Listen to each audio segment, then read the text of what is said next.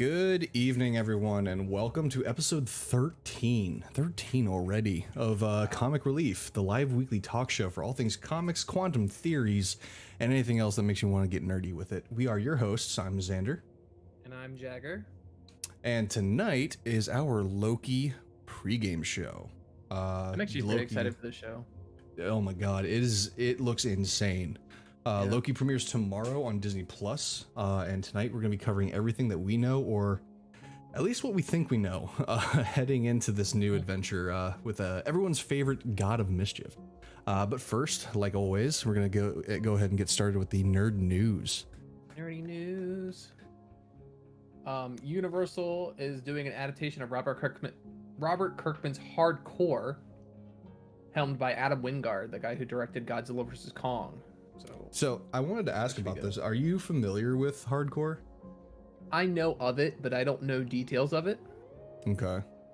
Yeah, that one's a new one to me. I saw that and I was like, I feel like someone's got to know about it because Robert Kirkman, he did The Walking Dead, right? Right, he did The Walking Dead. I'm gonna look into it and see if maybe the my LGS has it, or LCS. Okay. I'm sorry. If they have it, might do some research on that just to kind of get my feet wet, see if it's something worthwhile or not. Yeah, because from the pictures that I saw, it looks interesting enough. Margot Robbie has asked Warner Brothers to feature an on-screen relationship between Harley Quinn and Poison Ivy. Whether Warner Brothers will actually do that or not, it remains to be seen. Yeah. Who would be your first choice for Poison Ivy if they were to do that? My first choice for Poison Ivy,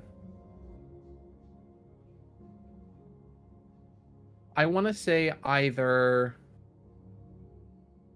Charlize Theron. Okay. For like a mature Ivy, but if we're looking at around the same age as Margot Robbie, I would probably go Bryce Dallas Howard. Okay. I could see that. How about you? I was thinking Bryce Dallas Howard as well. Okay. But I was thinking if they went a little bit more campy to kind of like sort of match that Margot Robbie energy with Harley. I was thinking even Isla Fisher. Okay, I could see that. Jessica Chastain would also be a good one. Although Hollywood likes to pick, or at least I remember this when I was watching the Sam Raimi Spider-Man films, is that Hollywood likes to take let's say comic book accurate would be get a redhead, right? But no, let's go ahead and get the actress with the opposite hair color. So like Mary Jane was played by Kirsten Dunst, who was a natural blonde, and then Bryce Dallas Howard played Gwen Stacy. I was like, wait, hold on, what is going on here? Yeah, it's a little wild. So I mean, let's think about it like that. If we're going with the Hollywood route, we'd have to cast like a brunette or a blonde. Yeah. So if we're doing that, at that point, I would go with acting abilities and body type alone, and go with Alexandra Daddario. Ooh, yeah. That's actually I think she can pull it off. I think she can pull it off with the redhead. I was thinking maybe even Ana de Armas. Yeah, that would work too. I think she's building up quite a good repertoire of movies to where I think she could probably pull that off. Yeah, or we just get Margot Robbie to play both roles, and she can just have an on-screen relationship with herself. Jesus Christ! Oh my God! Everyone, Husky right now is probably having a field day with that one. I mean, Margot Robbie action. Like, come on, Jesus. Who wouldn't pay to see that? Let's see. So a lot of this news is also going to be kind of like leftovers from last week as well. Yeah. But Amazon buys MGM for $8.5 billion. Which is a huge purchase for them. Yeah. I remember I had the list of like all the properties that they were going to be acquiring from that. Yeah, Amazon's just becoming a global tyrant at this point. Yeah, they're like pretty much up there with getting closer to being up there with Disney. I think they've surpassed Disney as far as net worth. Yeah, as far as net worth, but I'm talking like just like sheer like media properties from what we're seeing. And like because like right now I feel like a lot of people still are on the fringe of getting like knee deep into Amazon Prime media Like when I talk about shows or movies and stuff like that, they're like, oh, where'd you see that? I was like, on Amazon Prime. Oh, I don't ever watch anything on there. So let's see here. Howard University renames their College of Fine Arts after Chadwick Boseman. Is now the Chadwick Boseman College of Fine Arts. Which I thought that was really cool. Yeah. Elizabeth Olsen confirms in a recent interview that Wanda can travel between universes. Like, she had mentioned this in the interview, as well as more recently she had stated that apparently her accent gets thicker in Multiverse of Madness, which I don't know how I feel about that.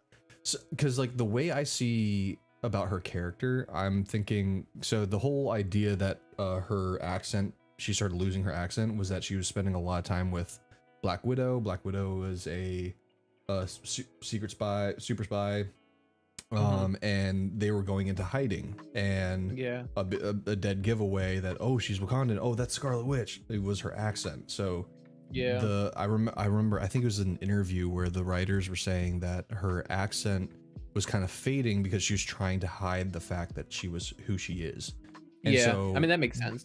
Keeping that in mind, I'm thinking that with her accent returning and becoming thicker, it's almost kind of like, in a sense, she is accepting who she is and she's no longer hiding who she is.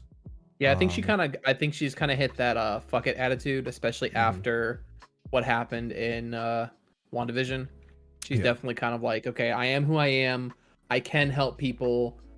I'm starting to learn more about my powers with the Darkhold. Like, I don't know. She's probably going to become way more herself and really immerse herself into the character. So, I mean, her accent's definitely going to come out. Let's see. Todd Phillips has started writing his script for Joker 2. I don't know how I feel about that one, honestly, because Joker itself was just so good. Like, I think they should just leave it alone, not do that one as a sequel. Honestly, Husky gave me a great idea for what they should be doing. They should do a series of movies similar to Joker, but focus on other villains. That'd be nice. Like, he said his next one that if he were to do it, he would make it like the DC Dark Label type movie, and he would do a Mr. Freeze origin movie with Bryan Cranston as Victor Freeze. Yeah, I remember talking to him about that too. Him saying that he would like to see Bryan Cranston as Mr. Freeze. I would too. I mean, I'd be on board with it. Yeah, I would also like to see, and this is gonna be kind of weird considering my background with anime body horror, but a very, very dark Clayface movie. Oh yeah, that would be good. Like almost borderline horror-esque type Clayface movie. Yeah, and like, cause, like even looking back at the Batman animated series, I remember that like the origin of Clayface, and that freaked me out as a kid. Oh, the origin of Clayface is tragic as hell. It still freaks me out. His backstory, and I'd like to see them do. Honestly, if I were to do like a slate of 5 other movies, we already have Joker as one of them. So if we were to do Mr. Freeze, Clayface, like you said, I would like to see them do a Hugo Strange movie. Okay. Make it sort of like a pseudo medical thriller. Okay. I think that would be interesting. I'd want them to do a movie on Catwoman. Okay. Because I think that's necessary. And the last one I want them to do is Scarecrow. I'd like to see a much more horrifying version of Scarecrow. Yeah. They underutilized Cillian Murphy in Batman Begins. They did. With Scarecrow. Well, because they shifted the focus so quickly to Ra's al Ghul. So, I don't know. They missed an opportunity there. Yeah. Which, funnily enough, like at the time, everyone was praising the Christopher Nolan Batman films, but like looking back on it, there was a lot left to be desired. Yeah. From the movies as a whole. Yeah. So the movies as a whole trilogy are really lackluster. The Dark Knight as a standalone film, gorgeous. I loved it. Like the music, the visuals, the acting, so good. Inserting it into the trilogy, it's definitely the shining moment of the 3, but as a whole, the trilogy is very very incomplete and kind of messy. Yeah. I mean, you set all this focus on. I mean, we could have a whole episode on just this, honestly. Yeah. You set all this focus on Scarecrow in the first movie, and then you're like, oh, by the way, it's Ra's al Ghul in the League of Assassins. We're like, okay, so why all this lead up with Scarecrow? And then in the second movie, they kind of focused their ground. They're like, okay, it's about the Joker, but we're also going to introduce Two-Face a little bit. But then now there's no more Two-Face. And then the second one, they just ignore everything that happened in the first two movies. And we're like, oh, here's Bane and Catwoman. Yeah, it almost felt like I've touched on this like in a previous episode where like kind of like with Criminal Minds, shows like Criminal Minds or NCIS, where each episode is a completely different story, but for the most part they usually have like that background like main story arc that's building. But I didn't feel that at all from the trilogy. I didn't really feel any like main story arc that was like, you know, it's finally complete by the third. It was more in a Christopher Nolan sense. It was kind of more like abstract. Yeah. Let's see. Moving forward, I'm gonna butcher this name, but Danai Gurira is set to reprise her role as Okoye for the Black Panther series coming to Disney Plus. Which is good. I think she should definitely keep playing Okoye. Absolutely. I've only seen bits and pieces of The Walking Dead, but I've seen bits and pieces of her role in that series, and she's a badass there. She's a badass here. Yep. We need more badass women. Let's fucking go. Yep. Cyberpunk 2077 hires a new game director. So hopefully maybe the future of that game is brighter than what it currently is, because I still have not gone back to play it. I never even bought it. Really? I got it gifted to me, and I got a really big like game-breaking bug to where I just couldn't continue on with main storyline whatsoever. So yeah, I never went back to that. But according to my senior chief, apparently they fixed that. But still, it's like one of those things where, you know. Anyway, unfortunate, but whatever. Yeah, happens to games all the time. Yeah. Oscar Isaac has started giving us teasing photos of Moon Knight. For the longest time, they were just kind of rumors of like he was going to be playing Moon Knight. Now it's confirmed that he is playing Moon Knight. They just knew he was going to be in it. So he is training to be Moon Knight, and he's just been teasing set photos from that, which is typical Oscar Isaac fashion. I thought it was funny because like for the longest time, like Disney never actually like straight up confirmed, yep, Oscar Isaac is Moon Knight. They never like flat out said it, but everyone was like, oh yeah, he's confirmed as Moon Knight. And then there's like, okay, there's videos of him training for it, and then finally he posts a picture of like, it's like a selfie of him with like a bunch of like Moon Knight comic book covers behind him and stuff like that. You know, oh but yeah, by the way, I'm Moon Knight. It's like, no shit, Sherlock. we knew that part out. The internet figured that out long before anybody else did. Yeah. And yet still no Spider-Man trailer. Sorry, I'm not gonna let that one go. Speaking of Marvel stuff, we've got new set photos from Thor Love and Thunder. Thor and Let the Third War. Lore Tove and Hunder. There we go. Yeah. Chris Hemsworth rocking some 90s style sweatbands. So I know we're getting a couple different styles in this movie. I've seen a little bit of like the 80s hair metal style in a couple set photos. So now we got Hemsworth rocking some headbands. So maybe there's a montage scene going on. I don't know. That would be that'd be kind of funny, because last we saw of him, he was still rocking the beard gut. So it'd be nice to see like some kind of like old school 90s like workout video montage of him, and where he goes from where he goes from dad bod to ripped again. Yeah, when I saw another video where they kind of it kind of put into perspective. So he's a god basically. His natural form is muscular. So it's like it's like one of those things where it's like it probably wouldn't be that hard for him to shed the weight and get back to like that. But he in a more recent photo where they actually showed that they wrapped up the filming.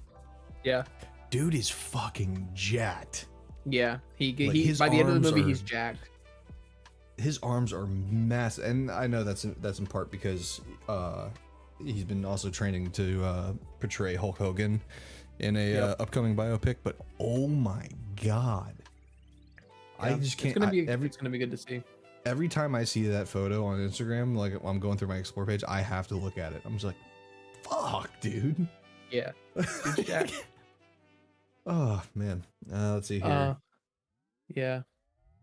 New set photos of the boys. Well, actually, they were originally when I wrote these notes. There were just set photos of Jensen Ackles on season 3 of the boys, but now we actually have an official look at Jensen Ackles as Soldier Boy. He looks good too. It looks dope. It looks dope. Yeah. Also today they did a it was like a teaser for what the plot's gonna revolve around in the next season. Okay. They had Carl Urban dressed up as Homelander doing his little fucking smile thing, and the guy who plays Homelander was dressed up as Billy Butcher. So they're saying shit's about to get wild, and that's from the official boys Instagram page. Oh, okay. So they're like teasing some sort of like a go back in time what if kind of deal that's going on. Ooh. Like what if the roles were reversed? What if Butcher was Homelander kind of deal? So I'm thinking that might play a small part in the plot for next season. I'm not entirely sure though. Don't quote me on it. Yeah, I'm interested to see Jensen Ackles as Soldier Boy because I remember when the boys first came out, I had no idea anything about this. So I was like doing my normal nerd thing, going on the Googles and trying to do my research. And I remember coming across I remember coming across Soldier Boy, and I remember reading that he was like a baby back bitch. Yeah.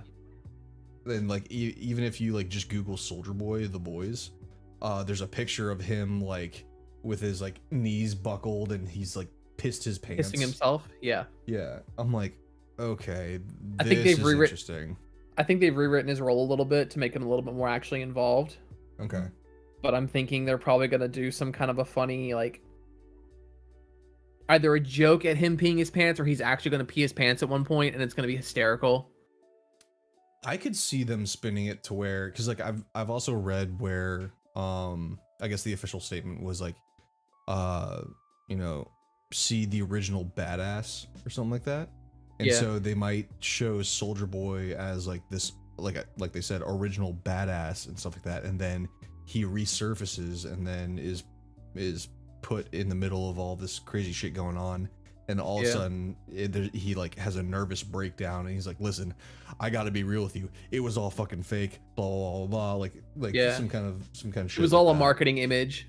Yeah, which I mean would not be off brand from what we've seen with the company. What was the company? It starts with a V, right? Vought, yeah. Yep. Let's see. So Christopher McDonald from Happy Gilmore is joining the cast of Secret Invasion. No clues as to who he's going to play yet, but I'm very interested in who he would play in that. Yeah, I don't know. I mean, it really all depends on what kind of plot they're going on with Secret Invasion. Yeah, I'm like completely stumped on how they're going to do that, because as up till now, or I mean still, or even right now, the Skrulls are like our allies right now, or so we think. Yeah, so we think. But yeah, I don't know. It's a mystery. I think we'll get some more details as the movies of this next phase come out. Mm-hmm.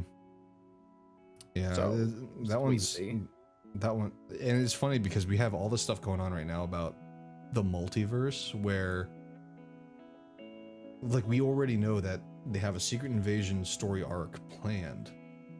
Yeah. But we're so focused on the multiverse right now. We're just like, well, fuck. Like, how is that gonna like?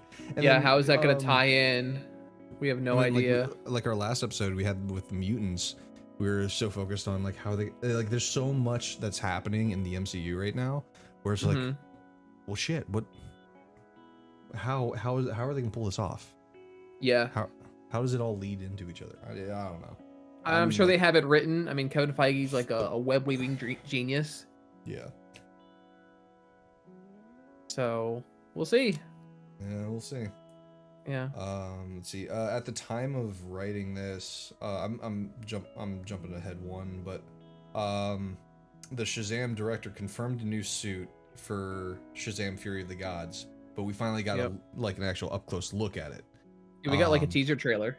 Yeah, I thought it was kind of, in very Zachary Levi fashion. Why is it so dark? Yeah. I like the new. I like the redesign because it's starting to look a lot more like the concept art for the Black Adam costume we got for The Rock. Yeah. So interested to see how they're gonna mesh that together. But me being the tinfoil hat wearer that I am, I saw Zachary Levi's kind of comedic comment as a possible foreshadowing of how Fury of the Gods might be. Right. Because the first Shazam movie we got was very lighthearted. Yeah. I'm thinking, what if they're getting a little bit darker with this one? I mean, they should, because honestly, Billy Batson's story is honestly very, very, very tragic. Oh yeah. I mean, his comic book story is so sad. Like, and they don't hint at that at all. And you kind of have this whole focus of like, oh yeah, he's just a kid who happens to become like a god, but like he is a god and he has to face like wrath, judgment from other gods while trying to keep it secret and still be like a 10-year-old boy. Yeah. And he starts facing a lot of shit from his parents, and like it's crazy. Yeah, that's what I mean. By the title, Fury of the Gods, that might be what they're probably going to be bringing up. Yeah. I will say, like, they did kind of touch on like the tragic backstory where, you know, like, I mean, his mom didn't even fucking want him. Right. Like, exactly. And like as a parent, like when I saw that, that made me feel sick to my stomach. Yeah. Seeing that, I was like, you bitch. Like, oh my god, like I was so furious when I saw that. Yeah, and Shazam struggles with that a lot, like the rejection kind of thing, because he tries so hard, and he tries so hard as a hero that he tries to hide the fact that he's a kid. And then when he finally gets the chance to join the Justice League, and Batman basically is like, oh yeah, I know you're 10 years old, you can't be in the Justice League, you're a kid. And he's like, well, I'm also a god, I'm not joining the Teen Titans. And they basically just say, okay, well then you're on your own, we don't want you here. And he goes on this huge, like, depressive rampage, basically. Damn. That'd be kind of interesting to see a little bit more depth to the character. Yeah, there's a lot that they could do with Shazam, which I hope they do. I hope they make the movie a little bit darker, because you need that little bit of dark element, especially when you start to introduce Black Adam. I mean, if you take Shazam and throw him in Kahndaq with a lighthearted attitude, he's gonna die, 100%. Oh yeah. Let's see what's next. We got our first, the Borderlands movie. We got our first kind of look at the characters. It was just a big silhouette shot of all of them lined up. I don't know. I'm very back and forth about that movie because I do not agree with a lot of the castings. Same. But I'm curious to see how they're gonna do, because I've been wrong about castings before. Yeah, for sure. I will say this: I'm okay with Jack Black as Claptrap. Absolutely. But I would have preferred John Mulaney. Yeah, personally. I could have seen that. I think the biggest one I don't agree with is Kevin Hart as Roland. Yeah. That's the biggest one I have a problem with. Because I feel like they're going to try and make Roland funny, and he never was. Unless, I mean, they could honestly... Because, I mean... Kevin Hart, I think, recently came out with a movie that's a little bit more serious. I think it's called like Parenthood or Fatherhood or something like that. There are still some jokes I've seen from the trailers, but it seems a lot more serious than what we're normally accustomed to seeing with Kevin Hart. So I would actually really like to see him take on a serious role. Yeah, I would too. I hope he kills it. I really do. I have a lot of, I wouldn't say I have a lot of faith in him. I have a lot of expectations from him for this movie. I mean, I have a lot of expectations all across the board, because I mean, I was never like a huge Borderlands player, but I played all throughout the first one. I played at least the first one. I know the second one was like the big one for a lot of people. It was the best one. Was it? It was absolutely the best one. I played through Borderlands 2. I don't know how many times. Yeah, I think I've heard that from a lot of people. It's just like, I think that came out right around the time when my dad stopped buying games for me. Oh no. Oh no, you had to buy it yourself, so you didn't get it? Well, at that point, I was working as a lifeguard and we were partying every weekend, so my paycheck went straight to alcohol. I whored myself out for that game, not gonna lie to you. I literally walked into GameStop and was like, hey, you're doing a pre-release party, right? They're like, yeah, we're having a midnight release party for it. I was like, y'all want a DJ? They're like, well, how much do you charge? I said, give me a free copy of the game and you got a deal. They're like, okay. Oh, shit. So I went out there and I set up my music and stuff on the sidewalk of GameStop, and I played whatever people wanted for like 4 hours just for a copy of Borderlands 2. No regrets. No regrets, he said. Not a single regret. Oh, man. Let's see. Seth Rogen's Teenage Mutant Ninja Turtles movie is set to release in 2023. I don't know how I feel about that. I don't either. I mean, I have a lot of faith in Seth Rogen because he had a lot to Invincible. He had his hand in Invincible, he's had his hand in The Boys, he's had his hand in a lot of different things recently, like a lot of superhero properties, and I feel like him helming a Teenage Mutant Ninja Turtles movie, because he knows, that's the thing about Seth Rogen, is he's a funny guy, but he's gotten away from that stoner humor that he was putting out for a while. He knows when to be dark and serious, but he also knows when to be funny. And there's also rumors circulating around Seth Rogen's thing that he's saying he's making a Teenage Mutant Ninja Turtles movie, but he's also kind of hinting at the fact that he's making a Last Ronin movie. Oh, shit. Instead of making it like the Teenage Mutant Ninja Turtles, we're having all 4 of them, it's going to be focused on the Last Ronin storyline, but we're going to have flashbacks to the other turtles. That'd be Which if he does that, I'm going to love it. Which, mild spoiler alert, if you don't know the Last Ronin storyline, the Last Ronin's Michelangelo. Well, yeah, it's been out long enough now that we can talk about it. I mean, okay, cool. I'm just making sure, because I actually I just recently found that out myself. It's been like a year since they revealed that it was Mikey, but like it's such a good comic series. Like, I need to go buy my full copy because I've been reading it online, but I need to buy physical copies. I've been following it like bits and pieces here and there. Oh wow, that's cool. Okay, so I have actual breaking news for once. They've revealed the first look at the CW Batwing suit. Ooh. And it looks so good. Let's see it. Let me see if I can pull it up here. I can show it on camera, maybe. Yeah, let me see if I can. I might be able to bring it up here. Yeah, that's what they gave me on Instagram. Husky just sent it to me. See here.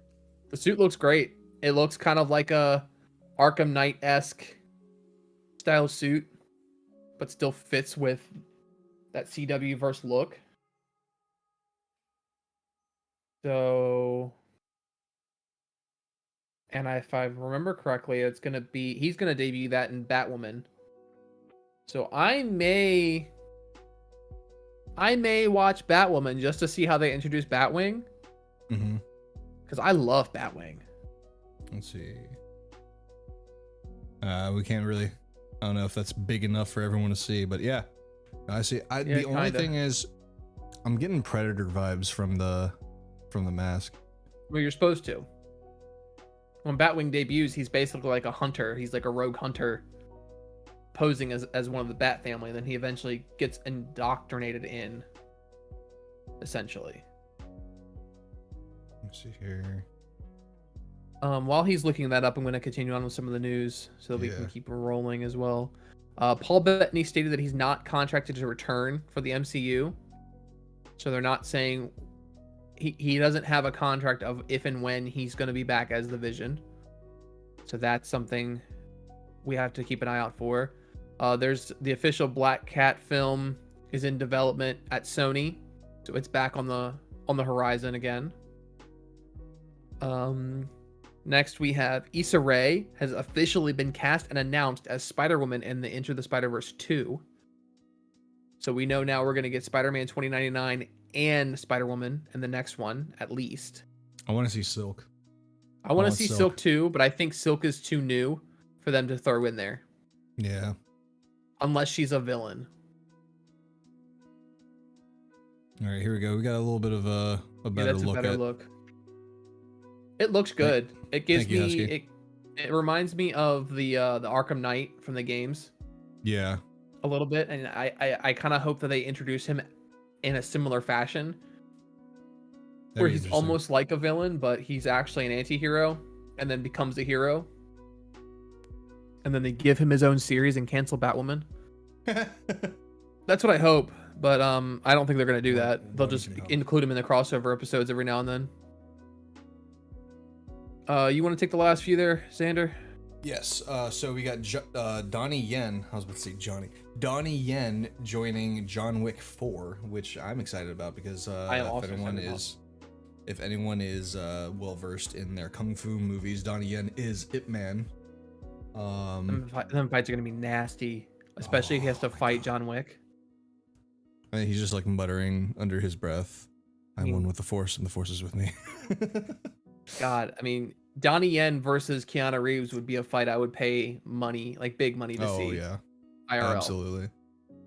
In fact, even to this day, I still go back and look up like best fight scenes from Ip Man. Yeah, because I rewatch Ip Man every now and then. Those fight scenes are just bonkers, crazy, beautifully choreographed.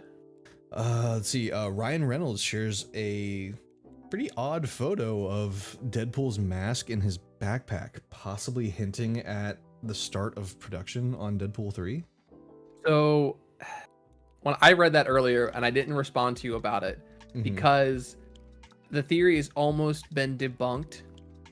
Okay. So he's being cryptic about it. He's not saying whether they're in production or if it's him taking the Deadpool mask, because they're not making another Deadpool film. It's one or the other.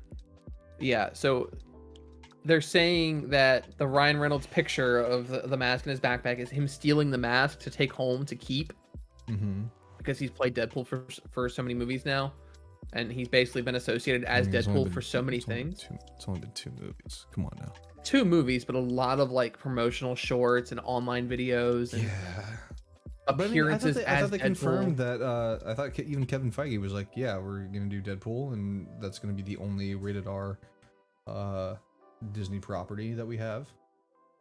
Yeah, there's been back and forth about it because it's not actually on a slate yet. God damn it! So it's not official. But I think it's hinting at that they are making it and that they're about to start it. But I did want to report that there have been rumors that it's just him taking it as a souvenir that Deadpool's done. But I don't think they're going to be done with Deadpool. He's way too popular. They can't be. No, he's way too popular. I refuse. Let's see. Rumors that Tenoch Huerta will be portraying Namor in Black Panther 2. He's confirmed to be in the movie as of right now, but he is not confirmed what character he is playing. Well, a lot of people are looking at him being Namor, specifically because a lot of people I've noticed are picking apart the Eternals film, and a lot of people are saying that the Eternals is going to set up Atlantis, based off of like the volcano that's going off, and that's the volcano that's sunk. Or they're saying that the volcano exploding and everything is actually that pivotal moment. I can't remember the name of the event in the comic books. Man, it's gonna bother me now. But basically when the Celestials are like, fuck y'all, and like just like ruin everything and then sink Atlantis. Yeah, the decimation. There we go. Yep. And there's a shot of a young kid, and they're saying that was Namor as a young boy. And there are some similarities between that younger actor and Tenoch Huerta. Yeah. I mean, I've looked at the actor. I don't think that he necessarily fits what I would see as Namor, but I have actually seen. I don't either. I think I might have sent it to you on Instagram. I'm not sure, but I saw a like a fan art rendering of him as Namor. Yeah, and it's passable. I mean, it's passable, but I still don't like it. Yeah. Not necessarily. Not my Namor. Not my Namor. Let's see. And lastly, we have Lady Sif confirmed to return in Thor: Love and Thunder and a potential Thor spinoff. Yeah. They're thinking about potentially doing a Thor spinoff series for Disney Plus. That's on the rumor mill. So you think they might just take Thor to the smaller screen after they make Jane Foster Thor? Maybe. This is one of those things where this is like a newest like pop-up rumor that I've heard. Yeah. So I really don't know what to think of it.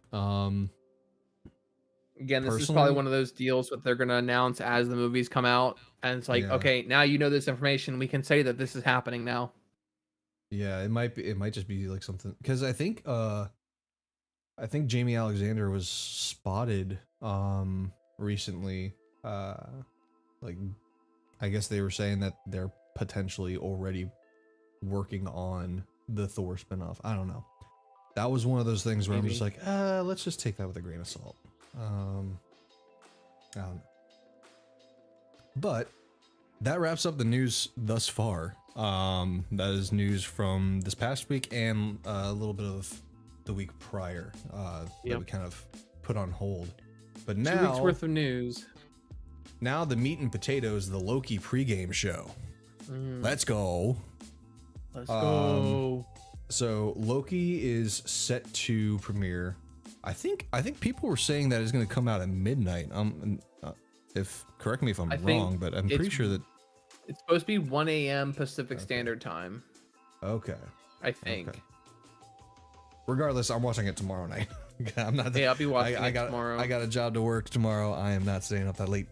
But yes, so Loki premieres tomorrow, and it is picking up right after the first Avengers film. More specifically, the first Avengers film that we saw in the last Avengers film. Yeah. Loki steals the Tesseract after they drop it in the middle of the time heist and just disappears in the portal. And as he disappears in the portal, the TVA picks him up, basically in transit. And it's like, hey, you kind of broke the timeline. Fix it. You done fucked up, AA. You done goofed it. You done goofed it, Loki. Yeah, which I'm really interested to see, because my biggest issue, and I think what a lot of people are thinking about this is, like, so Loki had such character building over the years, and that's what kind of established him as like a fan favorite, to where he kind of became somewhat of an anti-hero. But since we're picking up right after he just tried to invade New York, that, you know, negates all the events of Thor: The Dark World, Thor Ragnarok. Yeah, that's Avengers the thing Infinity that people War. That's the mindset that we need to give people, is that, like, this is a different Loki than what you're used to. If you came into the MCU after like middle of the Avengers films, this is a different Loki. This is Loki from Thor 1, where he's a villain, and Avengers 1, where he's the villain. Yeah. Like, he hasn't had the time to serve his life sentence in an Asgardian prison, get rescued by Thor to help deal with the Dark Elves, fake his death, become Odin, that kind of deal. None of that stuff happened to this Loki. This Loki is very different. He's not going to be that sympathetic, sentiment-driven Loki who's out to, like, help people. He is, well, I just failed at invading New York. I'm still loyal to Thanos because he gave me the Mind Staff. Are we going to get Thanos in this show? Is there going to be a pick-up on that? Well, Are they going to mention that? I think, because there are still, even if you go back to like Thor 1 and the Avengers, there are some inklings of like, oh, maybe I'm not doing the right thing here. I mean, he does stab his brother on Avengers Tower, but there was that like brief moment where he's like looking around, like like you can kind of get the idea that he's thinking in his head, I mean, what's done is done, it's kind of too late, you know. And he's like kind of like, I mean, I can't turn back now. But at the same time, like, there's a part of me, at least, that looks at that and says, maybe he's saying in his mind, if I could turn it back, I probably would. Maybe. I mean, that's a bit of a stretch, but we're also basically clueless of how they're going to do the show. I mean, it's a big mystery. It's presenting itself almost like a Legends of Tomorrow meets Doctor Who kind of feel. It's like, Loki, you're recruited by the Time Lords to save the multiverse because you messed it up in the first place. I mean, it could be episodic to where he's just fixing timeline to timeline and then it ends. Or this could be one of those one-shot deals. Like, what happened? Like, my biggest question is, what's going to happen at the end of this when he fixes the timelines? Does he cease to exist? So, from what I gather, is that it's not time travel as we are grown accustomed to seeing, like in say Back to the Future, where you change one thing in the past and then something in the future disappears. Because you see the branch timelines. So right. I know that. Much. Well, so I'm the way I see it is that he's already created a completely different branch just by taking the Tesseract and leaving. And I believe he shows up in Mongolia or something like that. But in doing so, he's already created and they refer to him as a variant. So he's already created a variant of himself that exists in a completely different timeline. So regardless of them fixing timelines, quote unquote, there's still going to be that version out there at some point in time, even if it's like have one line going. You have the branch that comes out. They would have to weave it into the sacred timeline, quote unquote. But there's still that loop in time where that version exists. Right, but I mean, here's the thing: if they do it like how Bruce Banner explains it, where it's like, okay, we remove a stone from a timeline, it makes those branches, but the stone gets returned at that exact same time. Those branches never happen. So if the TVA is doing a similar thing where it's like, okay, Loki's going in and fixing these variant timelines to weave them back into the main timeline, this variant's not going to exist past that moment. He'll have his set moment in time, but once he weaves back into the main timeline, he dies. He becomes that Loki that had his redemption arc and Thanos kills and there's no resurrections after Thanos. Is this our last outing with Loki, or... So they've already hinted at the fact that Loki is most likely going to have a season 2. I've been seeing that circling around. It's rumored right now, but it's rumored with a strong backing, if that makes sense. Yeah. And so I don't know. I think it's one of those things where there's actually something going on other than the fact that there's these branching timelines. Because if you really think about it, they've already been hinting at a multiverse existing for years now. Yeah, even before he took the Tesseract. Yeah, well, they've basically explored that theory when Eric Selvig was explaining the 9 realms. Yep. He was saying that there are 9 realms on this Earth, but there are multiple Earths that exist. There's different universes that exist within those realms. Yep. So they've already explained that the multiverse is a thing, and Doctor Strange explored that the dark dimension's a thing. So we already know that multiversal travel is a thing. We just haven't really broken through those barriers, which supposedly Loki is supposed to give us that first peek into the multiverse. And my theory is that by the end of Loki, he is going to be the cause of this multiverse of madness, and it's going to lead us almost directly into... This is going to give us one half of the story to lead into Doctor Strange 2, and then the Eternals is going to give us the other half. See, I think differently. I think Loki is just going to be an exploration of the multiverse as it is, not necessarily breaking the multiverse or fixing the multiverse. Right. It's just more going to be explorative. And I think that the TVA is actually more interested in recruiting Loki to fix something else that we haven't seen, something that's going on that they haven't touched on yet. Kind of like one of those things where the enemy of my enemy is my friend kind of deal. Right. I think there might be something else going on there. But I think the multiverse is gonna break in Spider-Man No Way Home. Oh yeah, I keep forgetting about that since we don't have a trailer yet. Huh. You hear that, Disney? Give us a fucking trailer. But like, cause like my theory is that in No Way Home, Peter sets out to enlist the help of Doctor Strange to remove the idea or remove the memory of the fact that he is Spider-Man from everyone in the world. Like, yeah, like some kind of the whole one more day storyline. Yeah, I think that, and then in doing that, that breaks the multiverse. But for Loki, I think it as far as multiverse is concerned, it's going to be just more like exploring the multiverse, seeing everything, and then that Which will sort of makes me disappointed if they're going to go that route, because then it's going to be very much the okay, Disney now has a Doctor Who and it's Loki. Deal with it. But And also, I think it's also going to like explore the different variants of Loki as well. Because I think they've shown pictures of, I can't remember the actress's name, but they've shown her wearing a very similar outfit to Loki. Lady Loki. Hinting at Lady Loki. We've also seen Loki dressed up as DB Cooper.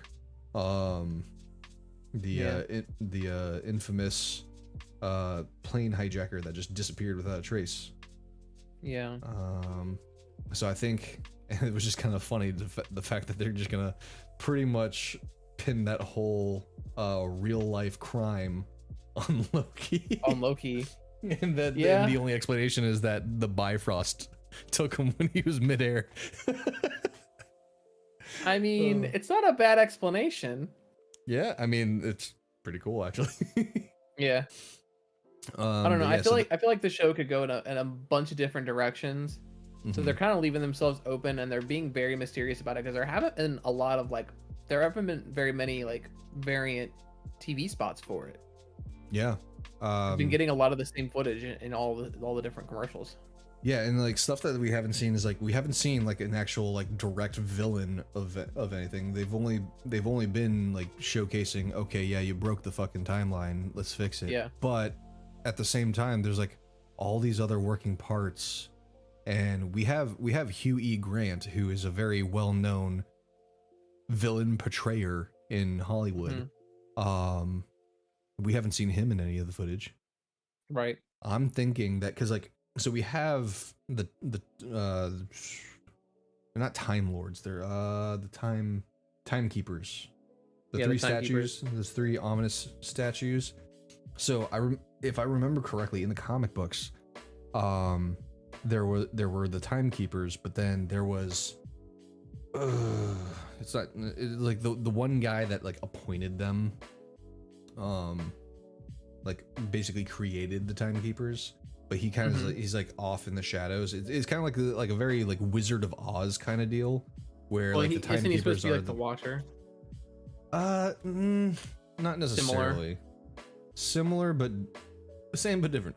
He's more like, he just kind of like created this like facade to just make sure that the timeline was kept in check, but he himself was actually never really under any influence of power, right? And created the idea of the timekeepers as like this divine entity, which they really weren't.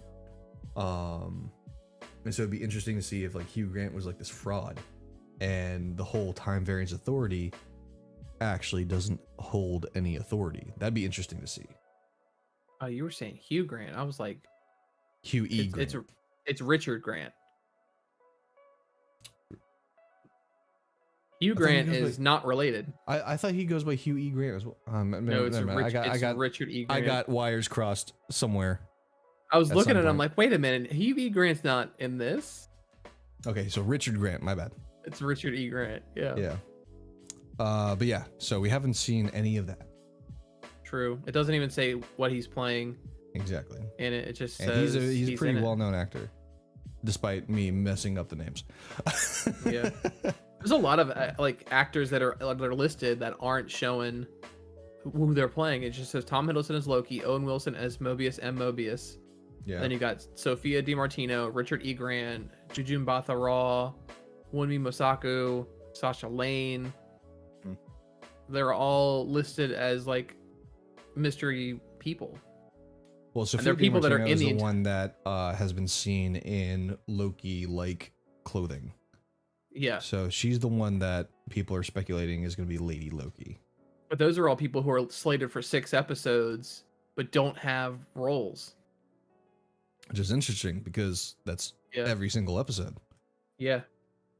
So, I don't know. I guess we'll figure that out tomorrow. What are some things that you actually want to see come out of this? I would like to see, which I feel like they're gonna do, some nice Easter eggs to the comics, and then a little nod to the actual like Norse mythology of it all.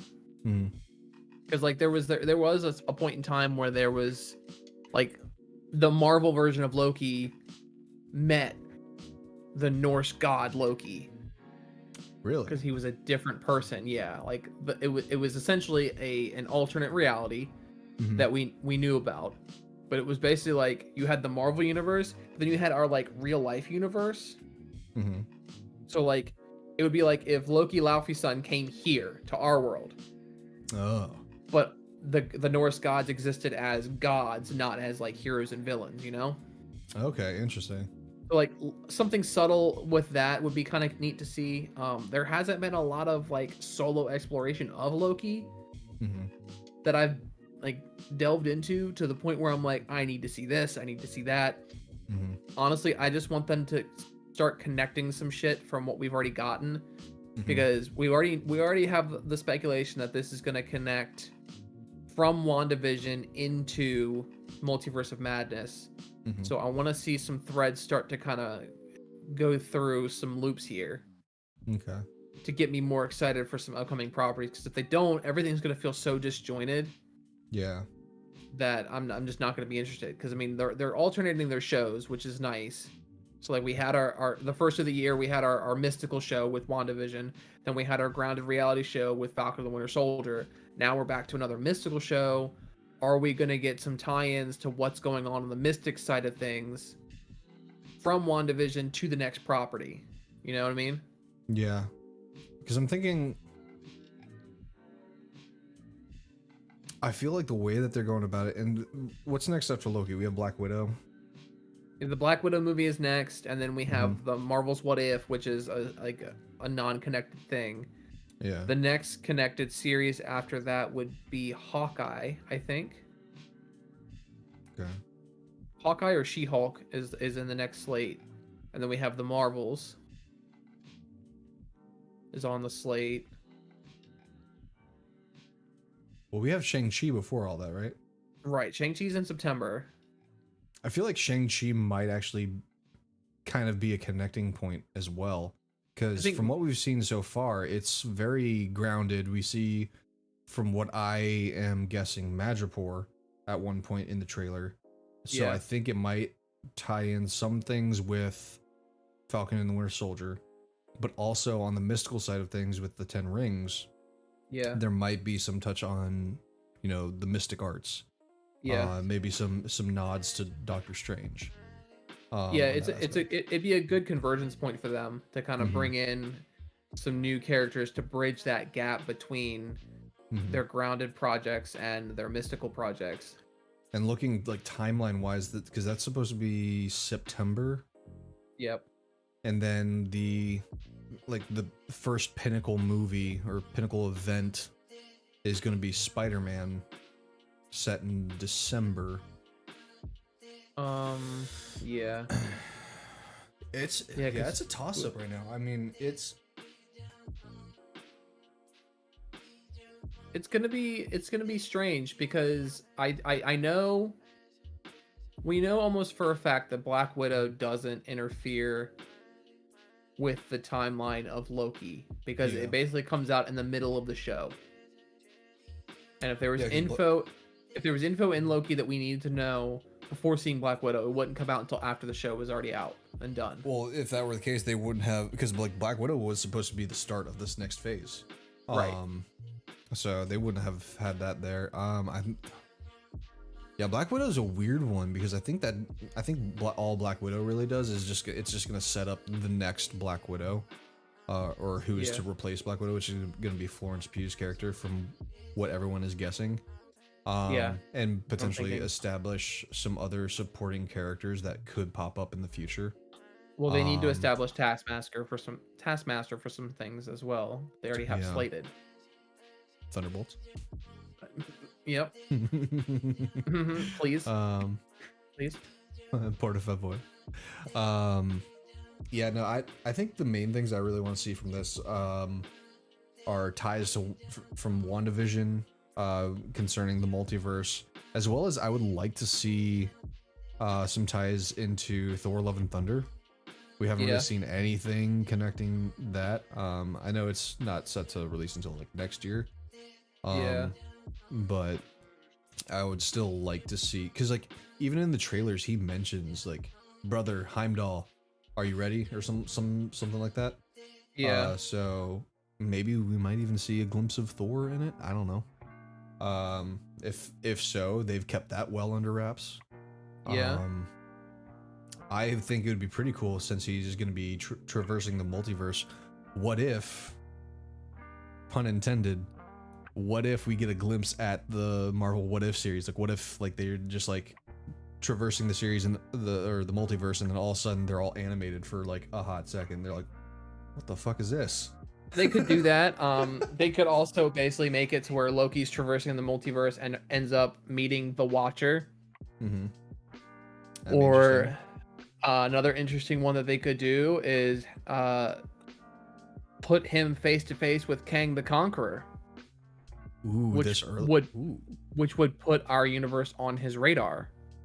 Well, that is a good point, because a lot of people are speculating, because I mean, they're speculating that Kang the Conqueror could actually be one of those timekeepers.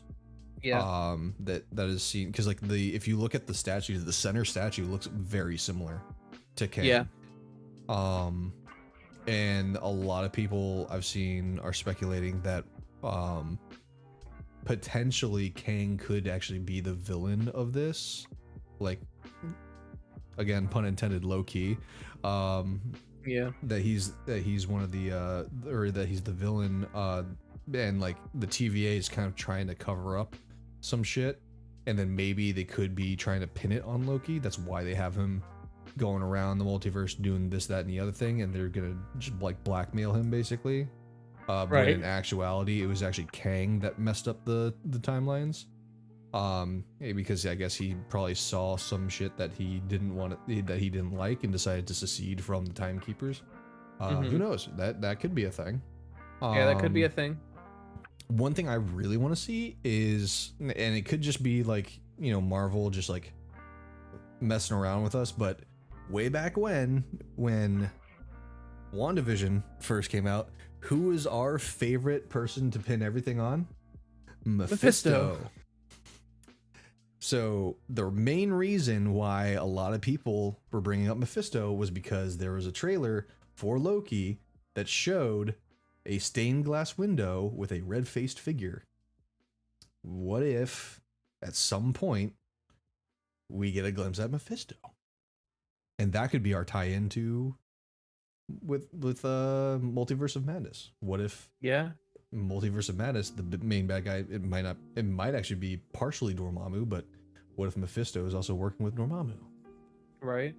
I just want at one point Marvel to acknowledge the existence of Mephisto after all this Mephisto talk. Yeah, I mean, if they don't listen to their fans that are basically been speculating Mephisto for this long, then they're kind of just doing things wrong. But I mean, then again, they've had this shit written well before Endgame even happened. Yeah, that's true. They're basically sitting there like, okay, they were probably sitting there like, Endgame comes out in 6 months. We need to figure out what's happening after. And they're like, okay, does 6 lines of coke. We're gonna do this, and this. And we're gonna make money. Oh man, yeah, they will. They will. I'm super stoked on this. I really want to see. It's one of those things where it's just like they could go so many different routes with this. Yeah, because there's not a lot of source material for Loki. That's the thing. They're basically treading on untouched ground, and they can use this to tie in whatever they want. They could basically make, with him being a variant and him being able to basically spawn any number of different realities, they could literally undo things that they've messed up in the past. They can introduce new characters that have never been introduced before and just say that they've been there the whole time, but they were in variant timelines. They could essentially set everything into a comic accurate course if they wanted to in one show. Only time will tell. And we only have less than 12 hours to find out. Not even 12 hours. Not even. Well, actually, I mean, it's going to be more like 24 for me because I'm not watching it until tomorrow night. But it'll be 8-9 hours for me. Oh, God. Yeah, I can't watch it without my wife. She would have a field day if I watched it without her. Because I could very well watch it at work. But you could. I'm not gonna. I might do that. I hope she's not watching right now. But she was busting through the door. You better not watch it without me. Oh, Jesus Christ! She opened the door earlier. I was like, what the? Oh God. But yeah. So I think that about wraps it up for today. Yeah. Oh, one last thing. I would like to see Throg in one of these multiverses. Oh my God. Okay. I'll give you that one. Frog Thor. With Chris Hemsworth's voice. I mean, on that note, just give me Beta Ray Bill and I'll be happy. Oh, dude. I didn't even think about that. I'm honestly thinking Beta Ray Bill may make an appearance in Thor: Love and Thunder. I feel they have all the means. They have all the means to do it. When they're introducing multiple versions of Thor in one movie, I think Beta Ray Bill needs to make an appearance. And they've already hinted at his existence in Thor Ragnarok. Uh-huh. So, yeah. Fuck, man. Well, I guess we'll find out tomorrow night. Yeah. So, if you guys are joining us today, thank you so much. Tune in next week for more news and our continued coverage of Loki, as well as any other topics that may come up. If you have any topics that you'd like to see covered on this channel, please leave a suggestion in the comments. I will say we have some stuff in the works for the future of not necessarily this channel specifically, but the future of Comic Relief and other potential topics. So stay tuned with us on that. If you want to follow me or Jagger, we are on Twitter and on Instagram. I'll go ahead and link our socials down below, as well as our Twitch channels. We also stream on Twitch. Jagger normally does a pre-game show. I normally do a post show, but I have had one hell of a day. So I'm going to be calling it a night after this. If you want to help support us, please like, share, and subscribe. And keep an ear out, keep an eye out, keep toes out, keep everything out for what we have in store for the future. Yeah, we'll unbox all that stuff later. Yeah, we'll unbox it all later. But yeah, so I hope you guys have a wonderful night and stay nerdy, my friends. Bye-bye. Bye.